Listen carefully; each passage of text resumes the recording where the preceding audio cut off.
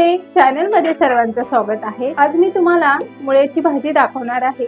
चला तर मग वेळ न घालवता साहित्य पाहूया।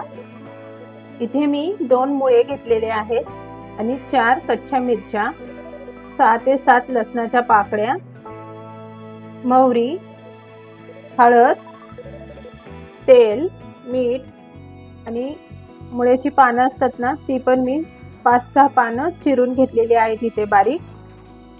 सुरुवातीला मुळा पाण्याने स्वच्छ धुवून घ्यायचा आहे आणि नंतर सालटण्याच्या साहाय्याने यावरचा सालपट काढून घ्यायचा आहे।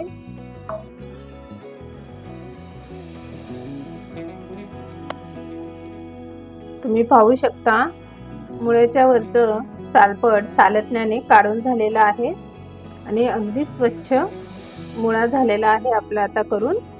आता काय करायचे, किसणीच्या साहाय्याने मुळ्याला किसून घ्यायचं आहे। आता मुळ्याचे असे 2 भाग करून घ्यायचे आहेत।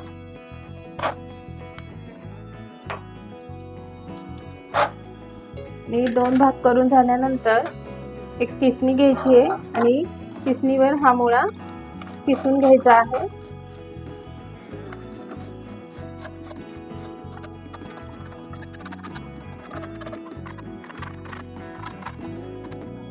अशा प्रकारे सर्व मुळा किसून घ्यायचा आहे। तर आपला मुळा किसून झालेला आहे, ते किसणीला लागले ते काढून घेऊया।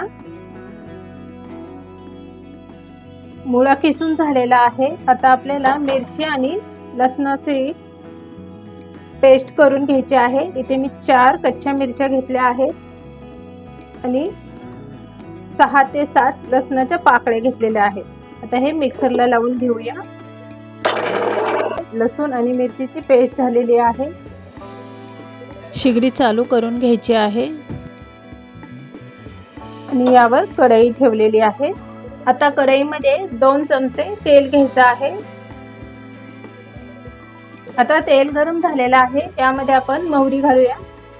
मोहरी छान तडतडली की यामध्ये मिरची आणि लसणाची पेस्ट घालायची आहे। मिरची आणि लसणाचा कच्चापणा जाईपर्यंत खालीवर करून घ्यायचा आहे।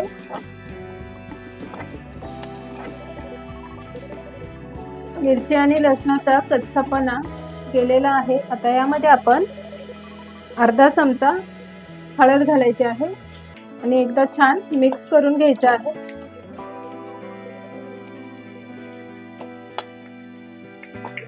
आता यामध्ये किसून घेतलेला मुळा घालायचा आहे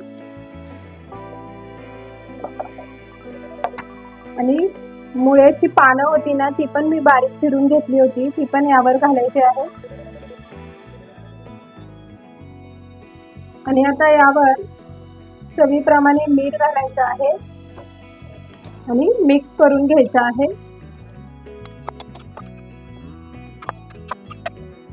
आता हे छान मिक्स करून झालेलं आहे। आता झाकण ठेवायचं आणि एक वाफ काढून घ्यायची आहे। मुळ्याला एक वाफ देऊन झालेले आहे। आता आपण झाकण काढूया। छान घमघमाट सुटलाय मुळ्याचा घरभर। तुम्ही पाहू शकता आपला मुळा छान शिजलेला आहे। आता काय करूया, शिगडी बंद करून घेऊया आणि एकदा छान असं मिक्स करून घेऊ आणि एका बाउल मध्ये काढून घेऊया।